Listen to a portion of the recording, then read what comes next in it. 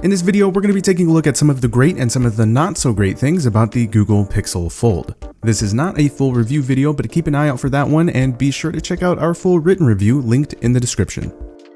Starting off with the good stuff, we gotta hand it to Google for how they handled some of these hardware decisions. The Fold has a high-end design. It's actually the most premium feeling Pixel device yet. It's nice to hold. The exterior display's usability factor is absolutely fantastic thanks to its aspect ratio, and it shows that being able to use the outer display is just as important as the one on the inside. And the hinge is solid, and with its construction, it allows for little to no gap when closed.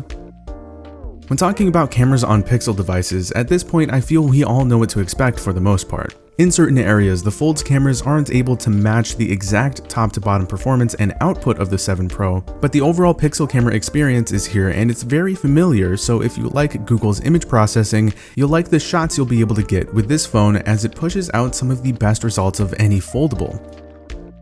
The phone is very fluid and snappy, everyday use sees a lag-free experience all around, and at this point we know what to expect out of the Tensor G2, so all of the same performance expectations and smart features apply here from the Pixel 7 experience, with the addition of adjusted multitasking functionality, unique to the Fold of course, and it works pretty well on the inner display. It's also super easy to use.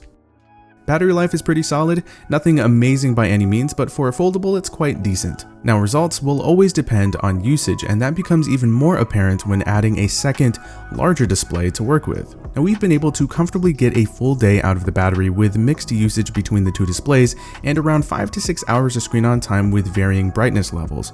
Now this isn't a phone you'll be able to stretch to a day and a half plus unless you're talking very light basic usage and the use of power saving modes. With average usage, we've been able to get to a good 24 hours per charge. The Pixel Fold is slated to get OS updates through 2026 and security updates through 2028. With Android 14 releasing not too long from now, it's looking like the Fold will be getting up to Android 17, so 4 OS updates and 5 years of security patches isn't bad at all. That's a pretty solid outlook all things considered. On to the not so great stuff. Application optimization. This was expected upon release given Android's extensive track record of lacking properly formatted applications for large displays. Most Google apps look and work great. Maps, Photos, Play Store, Calendar, the new weather app all have good layouts that take full advantage of the screen. But when it comes to a lot of other apps, they're either stretched out to fit the display or not scaled at all. The saving grace is that the outer display is so incredibly usable, but this problem takes away from the inner display UX so heavily, and you'll come across this issue with so many applications, many of which are extremely popular. Ones you'd expect would have this fixed by now. The crease on the inner display is not exactly subtle. Personally, it doesn't bother me, but it is noticeable enough that it might bother some other users. The same goes for the bezels surrounding the display. They don't bother me, but I can understand that they may bother others. There's some extra effort needed to unfold the device to a completely flat state, which is odd. It's not the end of the world, but just an added step for what should be an afterthought. Another thing to note is that the Fold weighs in at just about 10 ounces, making this a pretty heavy device, so just keep that in mind.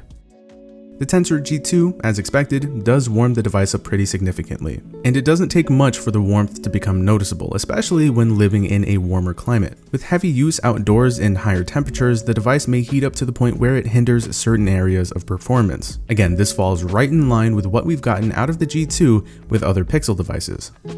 While the phone does feel premium, long-term durability remains to be seen. Google's history with quality control and fixing devices already makes for a couple of red flags. It doesn't help when we're talking about a first-gen product with way more moving parts than normal. And all of this gives me a bit of an uneasy feeling applying that bit of pressure to unfold the phone perfectly flat. And now for what could easily be considered the elephant in the room, the price.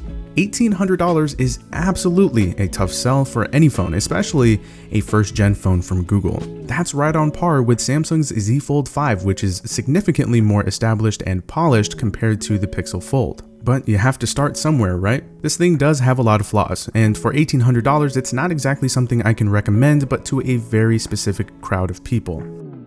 Make sure to check out our full written review that digs deeper into what it's like to use the Pixel Fold, and keep an eye out for our long-term video review here on the channel. Hope you enjoyed. It's been Zach, and thanks for watching.